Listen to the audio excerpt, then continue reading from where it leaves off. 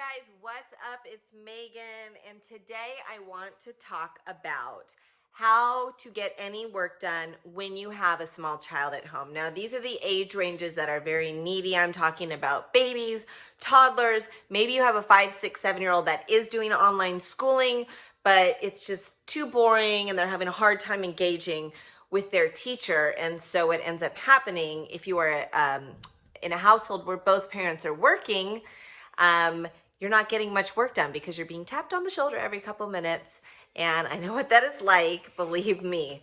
So I wanted to give you some ideas that I have around that. Now, I went into it a little bit on my IGTV, but I'm going to expand a little further over here on good old YouTube. So my first idea is to segment your time differently.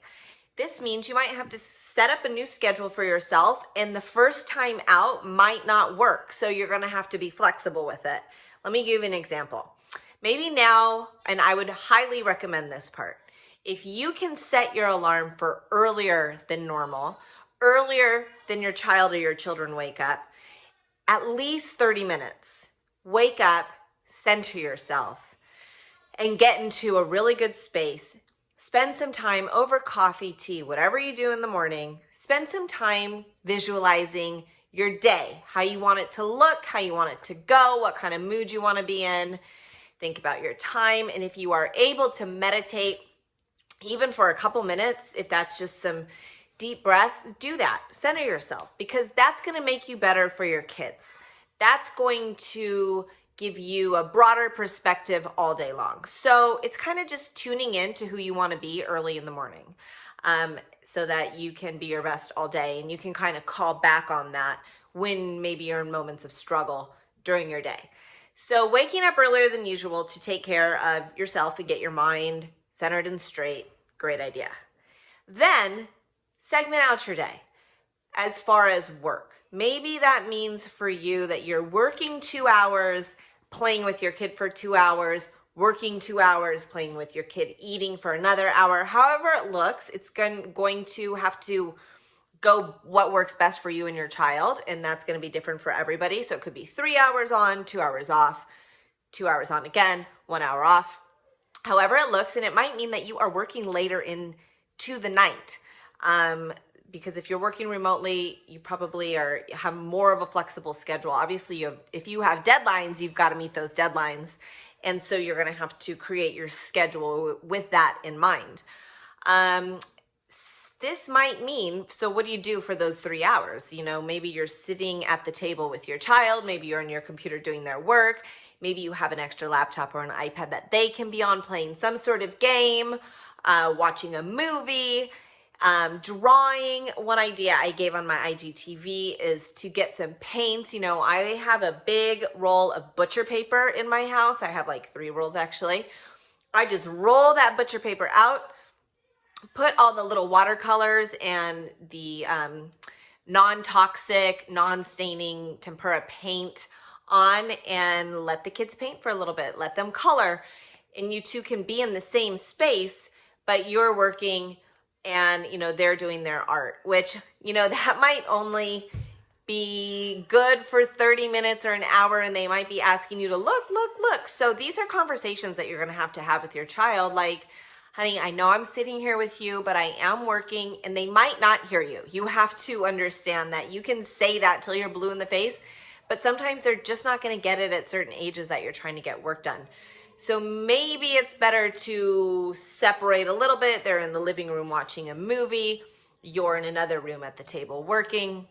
So the separation helps them to understand that you are having to separate right now from them in order to get your work done. You might be using a little more tech than you're comfortable with or than you've used in the past. So I really encourage you to allow that right now. If that's what's allowing you to get your job done and your child is happy doing that, this is the point where you look at the child and you say, okay, my child is happy. I don't need to worry. Try to let all the fears around technology go. Try to let them just clear out so that you can stay positive. And maybe a way to do that is to continue to look at your child if they are happy. Checking in with your child is the best measuring stick for you to know if you're doing something okay, right? Like if they're happy, they're good. If they're crying and sad, okay, change something around.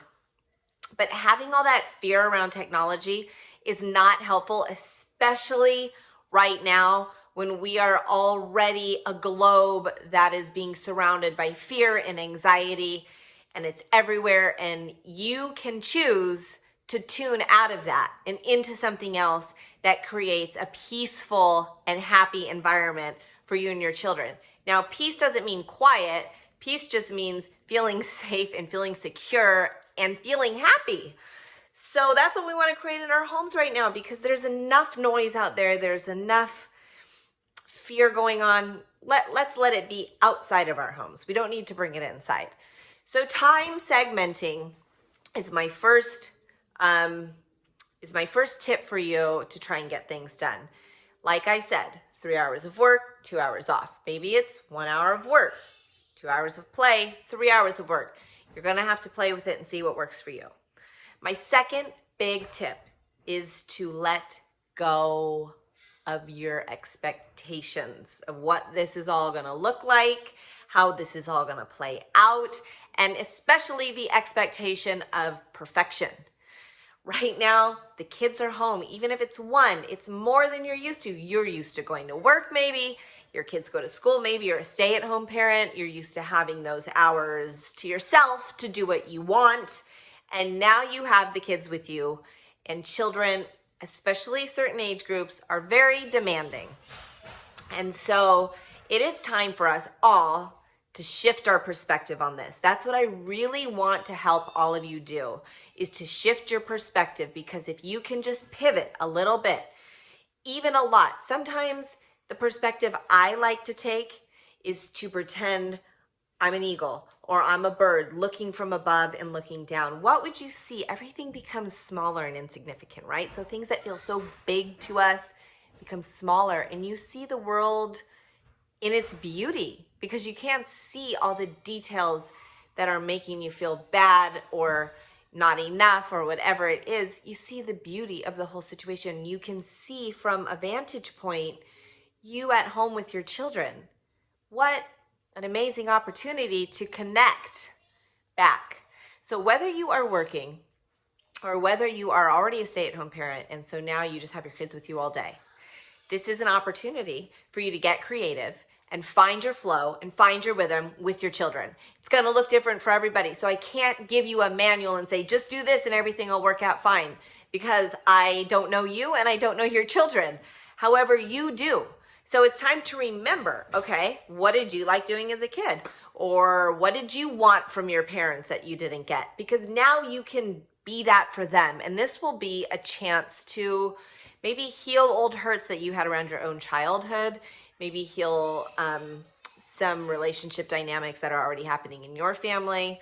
I know when I shifted perspective, a lot of healing happened, and I'm still shifting perspective all the time. I think that that was a message that I received when I first started down this path of unschooling. Now, I'm not saying you guys are going to become unschoolers, but just being with your children all the time is not something that we're used to or brought up with, really.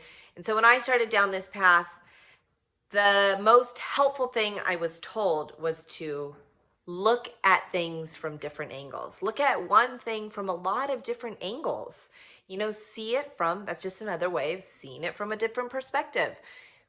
Maybe it's a vantage point. Maybe it's from the eyes of your child. Maybe it's from the eyes of you when you were a child. Or maybe it's from right now, how you're feeling. So now this is not to say that once you do that, everything is going to be butterflies and rainbows, but it might be. And during those rough moments, at least you'll have like this good feeling that you can go back to. You could remember, okay, it's rough right now. I'm just going to take a time out and breathe. That is something else that I spoke about on my IGTV. You know, it's still important to take care of yourself. So we cannot give, right? You cannot pour from an empty cup, right? So we have to keep ourselves full somehow. That might mean 15 minutes alone in the bathroom playing some dumb game on your phone. That might be enough to just recharge you to get through the rest of your afternoon or whatever it is. So I've given you 2 tips so far. One is segmenting your time differently. 2 is lowering your expectations. Things are not going to look perfect. The house might get messy. I'm behind on so many things, but ahead in so many ways too. You know, things are just changing, everybody, and this is going to take time to adjust. So your flow at home is going to take some time to adjust to.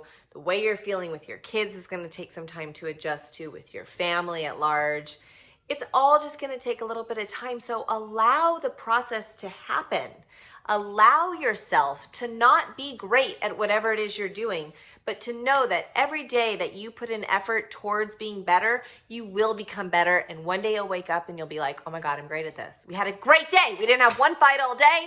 The kids got their stuff done. I got my stuff done. I feel calm at the end of the day. That could happen. It just takes practice. Everybody just wants to, you know, shoot out the gate and be the best. And that's not usually the way it happens. So releasing those big expectations, I think, is going to take you really far on this new journey that we're on. And it could be a while. So allow yourself to flow, because the more you resist and the more you grip, the further you push the solutions away. You cannot bring them in when you are literally pushing them away with rigidity. So I think that flexibility right now is extremely important. A limber mind. Maybe you stretch out your body to get that physical sensation of flexibility, and you do it with your kids. So those are my 2 big suggestions for you to make this work, home, kids home life a little easier. If you all have any more suggestions, please comment below and let me know what you guys are doing. What's working in your family? I would love to hear and to know. Also, if you did like this video, please like it, subscribe to my channel, share it with any friends that you think may benefit from it. And I hope you guys all have a great day and you're hanging in there. Thank you.